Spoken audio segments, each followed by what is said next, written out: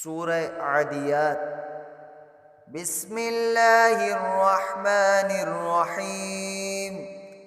ওয়াল আদিয়াতি দবহা ফালমুরিয়াতি কদহা ফালমুগীরাতি সুবহা فأثرن به نقعا فوسطن به جمعا إن الإنسان لربه لكنود وإنه على ذلك لشهيد وإنه لحب الخير لشديد أفلا يعلم إذا بعثر ما في القبور وحصل ما في الصدور إن ربهم بهم يومئذ